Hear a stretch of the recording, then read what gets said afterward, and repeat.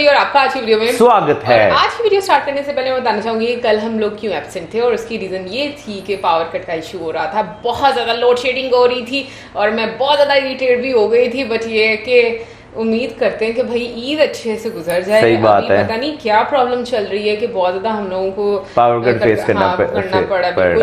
Anyway guys, जो video हम लोगों को सजेस्ट की गई है वो है फ्लाइंग बीस्ट का एक व्लॉग, लेकिन क्या है उसमें खास बताएंगे मौजूद। टाइटल है testing Ajay Devgan self pilot knowledge. तो चलिए देख लेते हैं ये वीडियो, लेकिन इससे पहले इस वीडियो के चैनल का ओरिजिनल लिंक आपको हमारी वीडियो के डिस्क्रिप्शन में मिल जाएगा। सब्सक्राइब करें, लाइक करें, शेयर करें, फॉलो करें इनके चैनल को। उसके अलग मैं व्लॉगिंग चैनल का लिंक भी हमारी वीडियो के डिस्क्रिप्शन मिल जाएगा। सब्सक्राइब करें, लाइक करें, शेयर को फॉलो करें। चलिए देख लेते हैं ये वीडियो। बिल्कुल चुप रहो, पापा का एग्जाम चल रहा है भैया।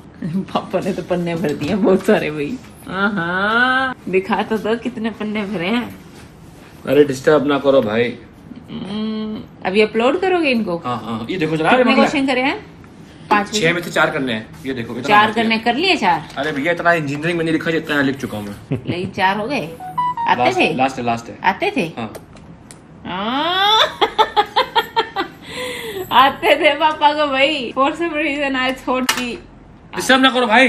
टाइम खत्म होने वाला है, लेकिन आपका अपलोड करने के बाद फिर ये देने भी है कॉलेज में। कितने पन्ने लिख दिए?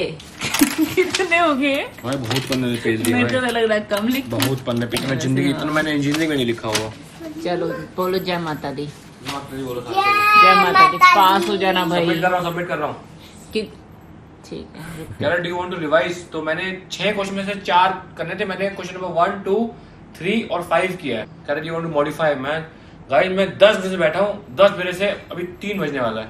3 बजने वाले हैं। Question number 2 submitted, question number 3 submitted, question number 4 not answered, question number 5 uploaded. और गलत कर दिया हो। इसको छोड़ना ऐसे कैसे लॉयर बन जाऊंगा मुझे पता ही नहीं है। गलत एफिडेविट लगाया मैं। शाम के 7 बजे जूरिस्प्रूडेंस का एग्जाम हमने कंप्लीट करके निपटा दिया था। 2:30 के आसपास अपलोड भी कर दिया था। अभी उसके बाद सो का खाना खा के अभी उठे। रश्मि ने बनाई है दूध वाली चाय। एक्चुअली पानी में नहीं था, दूध मिला हुआ है, इसको एक चाय बोलती है। लगा गजब का ट्रैफिक जैम, जो कि मुझे देखने में बहुत मजा आता है। अगर मैं इस जाम में फंस जाऊँ तो मैं बहुत गाली दूंगा, लेकिन यहाँ से मुझे देखने में इतना मजा आ रहा है, मैं एंजॉय कर रहा हूँ। अभी लेते थोड़ा सा नहा और नहाने के बाद एक असली चाय बना के एंजॉय करते। मुझे आज का पेपर देख के ऐसा लग रहा है जैसे मैंने सारे एग्जाम निपट गया, लेकिन अभी मेरे 4 एग्जाम बाकी हैं। मुझे एक्चुअली अभी और दोबारा से I should get back to study.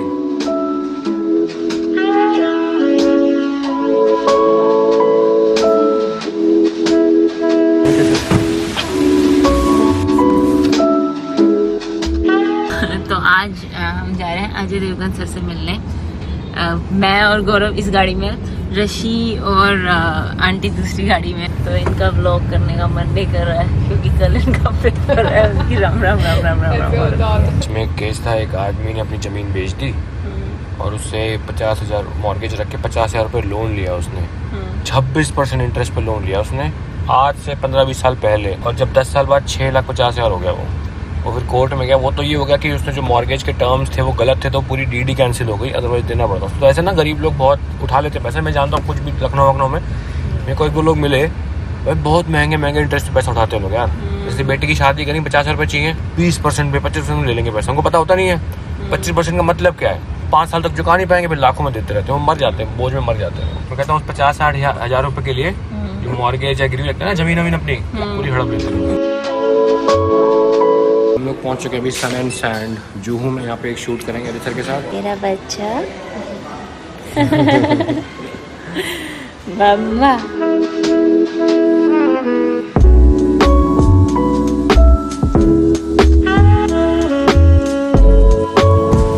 Hi sir, कैसे हैं आप? First class. बहुत अच्छा लगा मिलकर आपको। Thank you so much. तो आपकी ट्रेनिंग, क्या ट्रेनिंग की आपने, कैसे ट्रेनिंग की? यार पहले तो स्क्रिप्ट पे काम किया, फिर उसके बाद we had a captain on board. जो हमने कॉकपिट लगाया था उसके अंदर सारा ओरिजिनल इक्विपमेंट लगाया था। जैसे कि सिचुएशन में 35,000 फीट, टर्बुलेंस, फिर नीचे आके रेन, दिस दैट, तो वो भी जितना सिचुएशन था we used to feed in into the to fly. तो फिर कैप्टन ने 4 दिन हमको ट्रेन किया, बिकॉज हम कंफर्टेबल भी होना बहुत जरूरी है। कौन सा सिस्टम कैसे चलता है, विच बटन्स टू प्रेस, वो पकड़ते हैं तो एक ये ऐसे, तो वो सब सीखा फिर। अच्छा, अब जैसे शायद उड़ा लूंगा लेकिन लैंड नहीं कर पाऊंगा।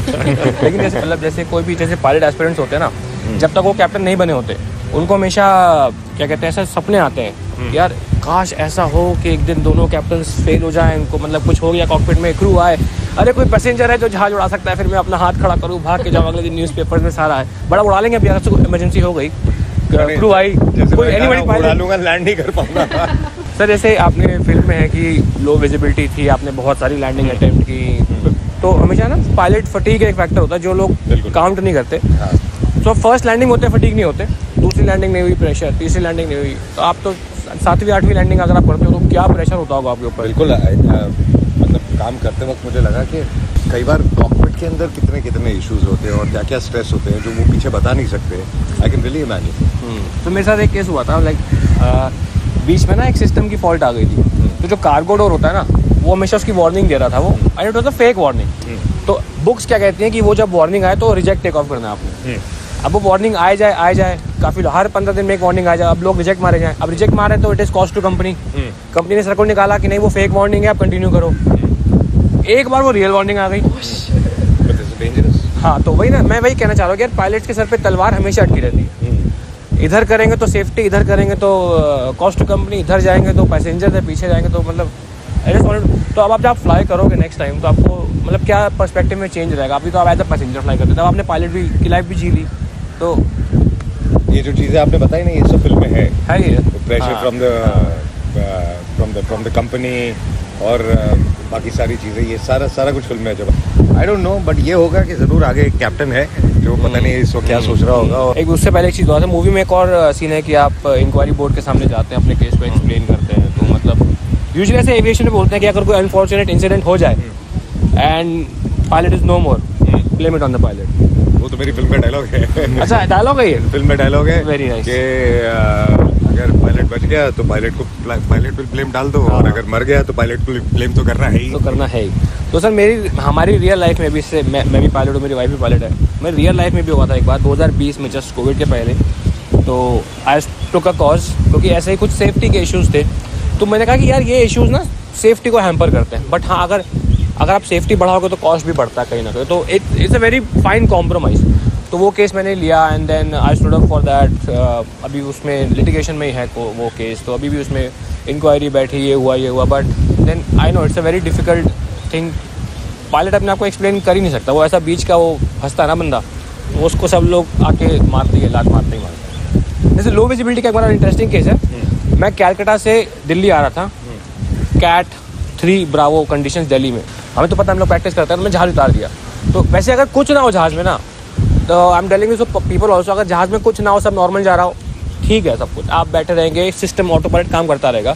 लेकिन एक घंटी बजी ना टिंग, तो पायलट की सारी घंटियाँ बज जाती है उसमें, क्योंकि घंटी नीचे ही बजती है, हेड ऑफिस में बजती है, और एक सिस्टम होता है सर जो इंजन को प्रॉब्लम होना, तो फ्रांस में एयरबस में बजती है घंटी।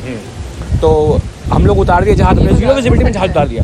Sir I could hear people clapping पीछे, फिर मैं खड़ा हूँ डोर पे, सी ऑफ करने पैसेंजर्स को, अरे सर क्या लैंडिंग की। मुझे अंदर लग रहा हमने क्या ही किया, मतलब एवरीथिंग वाज फाइन, तो ठीक है। लेकिन फ्लाइंग में, more than flying, it is a decision making. I know and spontaneous decision. हाँ, you don't have time. Time नहीं सर। अगर आप बोलोगे ना किसी ऑफिस में कोई आपदा आ गई, या फिर एक आपका यार लॉस हो गया, you have time, you have books, you have people to consult. Cockpit में सारे डायलॉग फिल्म में पता है तेरे सारे। हाँ, मेरा एक डायलॉग है जो उस रोज हमने 314 डिसीजन लिए थे, उसमें से एक भी गलत हो जाता तो आज हम यहाँ नहीं होते। वो तो ना चीज केक फिलॉसफी, एक्सीडेंट होता है when all the holes align on that day. I also say कि बहुत आसान है एक एसी कमरे में बैठ के डिसाइड करना, लेकिन आप जब वहाँ डिसीजन लेते हो, क्योंकि अगर आपका डिसीजन यहाँ रॉन्ग भी हो जाए तो कोई मरेगा नहीं। एक भी डिसीजन रॉन्ग हो जाए तो। एक और चीज बोलते हैं, when something goes wrong, first officer looks to his left, he finds the captain. When something goes wrong with captain, he looks to the left. On the mirror, he sees himself. He is him only. Fun questions आपके लिए, तो आपको जो मन में पहली चीज आए वो बताना। Can a pilot sleep during flight? Can a pilot sleep? हाँ. He is not supposed to sleep, but on long flights, I think there is something. क्या बात है, सर को पता है, एक रेगुलेशन है, but on long flights, there's a regulation कि 30 मिनट्स की नैप ले सकता है, ठीक है। मुझे नहीं पता सर, नहीं बता पाएंगे। अच्छा, जब 2 पायलट हैं, एक को सुसु करने जाना बाहर, तो एक कैबिन क्रू आके अंदर खड़ी रहती है, क्यों खड़ी रहती है वो? क्योंकि अगर कोई इमरजेंसी हो जाए या कुछ हो जाए तो she can call the captain क्या बात है। को पायलट को बाहर आने की जरूरत नहीं। हाँ, लेकिन सर कभी कभी जब कैप्टन बाहर जाता है ना तो जल्दी वापस आता है, लेकिन जब को पायलट बाहर आता है बोलता है भाई आराम से आइयो। अच्छा, कॉकपिट में 2 तो सीट हो गई, वैसे कितनी सीट होती है, कितने मैक्सिमम लोग फ्लाई कर सकते हैं? ये थोड़ा टफ क्वेश्चन है। आई थिंक 3 होती है। हाँ, लेकिन मैक्सिमम 4 हो सकती है, कभी कभी 3 भी होती है। मैंने 3 देखी है। हाँ, वो एक सीट का वेट सेव करने के लिए निकलवा देती है, वरना 2 वो इसलिए होती है, वो पायलट के पीछे होती है। हाँ, वो इसलिए होती है सर क्योंकि ना रूल होता है कि pilots can use that jump seat for the personal travel. Okay, तो कंपनियों को खुन्नस आ गई, ये साले फ्री में ट्रैवल करने में सीट निकलवा दी। एक और आखिरी क्वेश्चन सर, कार्ड क्यों लगाते हैं? हाँ, जो जैसे सर जब कैबिन क्रू अंदर आती है तो बाहर एक कैबिन क्रू जो वो कार्ट लगा देती है ताकि पैसेंजर्स ना आ सके, वो क्यों लगाते हैं? बता दिया, पैसेंजर ना आ सके। लास्ट क्वेश्चन है, एक ऐसा काम बताइए जो सिर्फ, मतलब वैसे तो सर दोनों फ्लाई कर सकते हैं, लेफ्ट में भी सेम कंट्रोल सर, राइट में भी सेम कंट्रोल सर, लेकिन कॉकपिट में होता है एक ऐसा काम बताइए जो सिर्फ कैप्टन कर सकता है और फर्स्ट ऑफिसर नहीं कर सकता। आप हारी भी बोल सकते हैं, आप बोल सकते हैं हारी या नहीं आता, सोच लीजिए। हाँ, I don't know.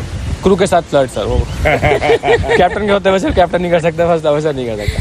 But thank you so much for your time, wish you all the best. And ये मूवी हमारी लाइफ से बहुत ज़्यादा रिलेट करती है, जैसे हम बात करते हैं, आप कहते हैं डायलॉग भी तुम लोग आए बाहर आते, मतलब but thank you so much, see the best, all the best, thank you. तो हम लोग अभी आए स्टारबक्स में थोड़ा रिलैक्स करने। स्टारबक्स में ऑफर चल रहा है कि 190 रुपये की सारी ड्रिंक है, लेकिन सिर्फ 23 और 24 को, वो भी निकल लेते हैं 23 को आते हैं।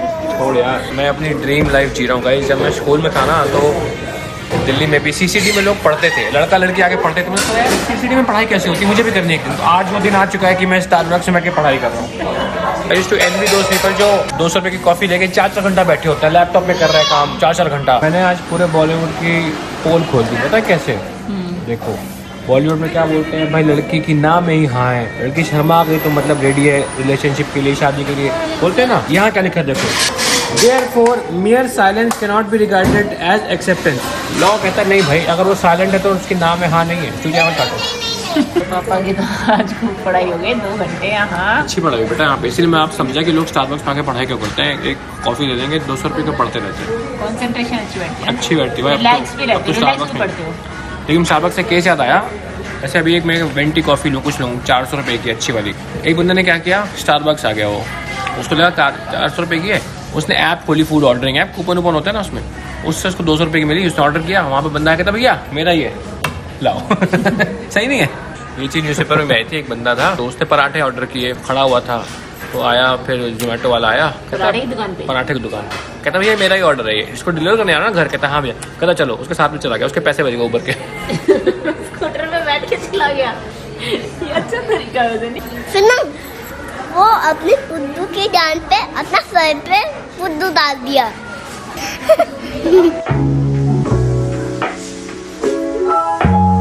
Bye ma'am. बात करें अगर आज इस वीडियो की, तो नो डाउट है एक साइड पे स्टडी को लेकर चलना, एक साइड पे ब्लॉगिंग को लेकर चलना, भाई ये आसान काम नहीं होता, बहुत ज़्यादा मुश्किल होता है स्टडी को और जॉब को जो है साथ साथ लेकर आप चले। बिल्कुल, और भाई डेली ब्लॉगिंग करना भी बिल्कुल आसान नहीं है। मैं तो बोलती हूँ कि गौरव सर वाकई में एक सुपर हीरो हैं कि जिस तरीके से वो स्टडीज भी कर रहे हैं, घर को भी लेकर चल रहे हैं, साथ में उनका जो ब्लॉगिंग वाला है उस चीज को भी लेकर चल रहे हैं, करियर अपना जो बना रहे हैं। तो ये चीज़ें सारी मैनेज करना हर किसी के बस की बात नहीं होती। देखने में हम लोग को लगता है कि बड़ी एक कलरफुल लाइफ है, या जी आप सिर्फ एंजॉय कर रहे हो, इधर उधर घूम रहे हो, लेकिन जो टाइम को मैनेज करना होता है ना, वो सबसे डिफिकल्ट होता है। समटाइम्स मतलब मैं अगर अपनी बात करूं तो बहुत थोड़ी सी चीज़ों के लिए मैं इरिटेट होना शुरू हो जाती हूँ कि मेरे से मैनेज क्यों नहीं हो रही। तो मुझे लगता है कि ये चीज़ हम लोगों को देखने में जितनी अच्छी लगती है ना, आपको उतना ज़्यादा टफ लगता है करने में। इसमें कोई शक नहीं कि वैसे अक्सर जो है ना, मेरी इस चीज़ पे बात भी होती है कि आप एक 8 मिनट की वीडियो देख रहे ना, लेकिन उस 8 मिनट की वीडियो के पीछे जितनी मेहनत होती है ना, वो जिसने काम किया था वही जानता है। खैर अभी बात करते हैं आज उनकी, तो मैं भाई कहूँगा रशु जो है वो इस मामले, रशु ही नाम है ना उनकी बेटी का, रश्वरी हाँ, क्यारा नाम है वैसे सही वाला। अच्छा, सही, क्यारा जो है वो बाकी सारे बोलते हैं हाँ। वो बाकी बहुत ज्यादा जो है ना इस मामले में लकी हैं कि जिस एज में वो इतने बड़े बड़े सेलिब्रिटीज से मिलती हैं, लोग जो है सोच भी नहीं सकते, यानी उस एज में बच्चे कहाँ सोचते हैं। अरे बाबा, but I think it's not about luck यार, ठीक है, एक उसको अपॉर्चुनिटी मिल रही है जो कि मैं मानती हूँ कि अच्छी बात है, आप खुश भी होते हो, बट मुझे लगता है कि सिर्फ हम लोगों को अपनी खुशियों का जो एक कनेक्शन है ना, वो इन्हीं चीजों को नहीं बना लेना चाहिए लाइफ में। मुझे लगता है कि बच्चों को, बल्कि जब आप ऐसे बच्चों को लेकर चलते हो ना और आपका करियर इस तरह का होता है, उनको रियल वर्ल्ड से मिलवाना ज्यादा टफ होता है, क्योंकि आप उनकी जब ट्रेनिंग करते हो, आप मतलब बताना कुछ और होता है, बता कुछ और रहे होते हैं, कर कुछ और रहे होते हैं, तो मुझे लगता है कि चीजें बल्कि बच्चों के साथ भी हैंडल करना बड़ी मुश्किल हो जाती है। ये तो है। और यहाँ पर जी मैं बात करना चाहूंगी अब गौरव सर की, वो किसी स्टार से बिल्कुल कम नहीं है। जिस तरीके से हम देखते हैं कि वो डिफरेंट बॉलीवुड स्टार्स के साथ मिलते हैं, बड़े बड़े सेलिब्रिटीज से मिलते हैं। आई थिंक मुझे अभी तक जितना याद है, लास्ट टाइम तो हम लोगों ने जैकलीन का देखा था, उससे लास्ट टाइम हम लोगों ने देखा था बादशाह का, है ना, और उससे पहले यो हनी सिंह के साथ भी थे। हाँ, सबसे पहले तो यो हनी सिंह के साथ हम लोगों ने देखा था, है ना, और इसके अलावा हमने किसी सेलिब्रिटी मेरा ख्याल बस यही देखे हैं हम लोगों ने, तो बस यही देखा है। लेकिन आप लोगों में से बहुत सारे लोग जो डेली ब्लॉगिंग जानते हैं, मतलब करते देखते हैं गौरव सर का, आप लोगों को ज्यादा आइडिया होगा कि कौन कौन से एक्टर्स के साथ उन्होंने इंटरव्यू किया है, और जिस तरह से कोलैबोरेशन की गई है फ्लाइंग बीस्ट की विद अजय देवगन सर के साथ, क्योंकि उनकी भी जो रनवे मूवी आ रही है उसको लेकर, तो मुझे तो आइडिया भी बहुत अच्छा लगा है, और जो क्वेश्चन आंसर वाला पोर्शन था वो भी काफी इंटरेस्टिंग था। और मैं भी ये बात मानती हूँ कि वाकई में पायलट के लिए बिल्कुल भी आसान नहीं है कि अगर कोई ऐसी सिचुएशन हो जाती जो कि थोड़ी अनयूजुअल है, तो मुझे लगता है कि उसमें सबसे बड़ा जो मतलब आपको मुश्किल चीज लगती है वो डिसीजन लेना होता है और अपने आप पर कंट्रोल रखना। वैसे इसमें कोई शक नहीं, मुझे इसी वजह से जो ना हवाई सफर काफी ज्यादा जो है वो अट्रैक्टिव नहीं करता, डर लगता है, क्योंकि भाई उसमें जो है ना अगर खुदा ना खास्ता कुछ हो जाए तो फिर बस कुछ हो ही जाता है, ठीक है ना। मैं थोड़ा रिस्क लेती हूँ इन चीजों में, बट मौसम की तरफ से मुझे थोड़ा सा रिस्ट्रिक्शन फेस इन्हें करनी पड़ती है। Restriction, so I am so sorry, मैं कभी भी किसी की फेस नहीं करने। अरे मेरी तरफ से मैं कह रहा हूँ कि मैं आपको ये कहता हूँ कि यार देखें यार, अब आप उससे गलत सेंस में ले जाए तो मैं उसमें कुछ नहीं कह सकता, लेकिन आप समझ गई कि मैंने क्या आपको कहा है। हाँ बस ठीक है ना। तो वैसे मैं जो है इस चीज में करता हूँ कि भाई अगर रोड जा रहा है, ट्रेन जा रही है, उससे चले जाते हैं। बाय प्लेन जो है वो जरा मुझे ना थोड़ा डर लगता है। वैसे एक चीज जो है वो मेरे लिए नई थी इसमें कि भाई अगर अलार्मिंग सिचुएशन होती है तो कहाँ अलार्म बजते हैं, ये मुझे पहली बार पता चला है। एक जगह तो मैं कंफ्यूज हूँ, अब मुझे नहीं पता वो उन्होंने मजाक में कहा है, मुझे समझ नहीं आया। वो जो फ्रांस की बस में उन्होंने कहा है वो क्या? बस नहीं कहा, एयर बस कंपनी है जहाज बनाने वाली। अब बस फ्रांस की बस में फ्रांस की बस ये क्या सीन है? वैसे जब मैंने कहा था ना कि भाई मैं कंफ्यूज हूँ, मुझे नहीं पता। ठीक है, मतलब कि जो जितने भी जो प्लेन्स होते हैं वो या तो बोइंग के होते हैं या एयरबस के होते हैं। लगी हूँ कि मतलब उनमें सिस्टम ऐसा होता है कि चाहे कोई भी कंट्री उनको खरीदता है, हाँ। लेकिन अगर कोई इस तरह की सिचुएशन होती है तो कंपनी जो मतलब जहाँ पर होती है वहां पर भी वो यही तो मैं आपको बीच में कह रहा हूँ कि ये चीज मेरे लिए भी नहीं थी कि अगर कोई सिस्टम में एरर आता है तो कहाँ अलार्म बजते हैं, ये मेरे लिए चीज नहीं थी। पता ही नहीं था कि इस तरह लेकिन आपको ये था ना बस में बजता है।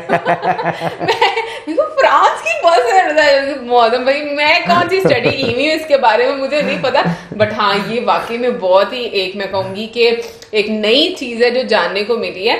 और इसीलिए कहते हैं कि ना पढ़े लिखे लोगों की सोहबत में रहना चाहिए। आप बहुत सारी चीजें सही कहते हैं, इसीलिए हम लोग वीडियोस देखते हैं ऐसे लोगों की जिनकी सोहबत में हम लोगों को सीखने को मिले। एनीवे गाइस, काफी मजा आया देखकर एंड आई होप आप लोगों ने भी इंजॉय किया होगा। और प्लीज अब ज्यादा भी किसी ने स्मार्ट नहीं बनना और मुझे सच से बताना आप में से किस किस को पता था बस वाला क्योंकि मुझे तो पता नहीं था और अब आप लोगों ने बताना और सच बताना, ठीक है। और इसी के साथ हमें हमारे video subscribe share, good bye.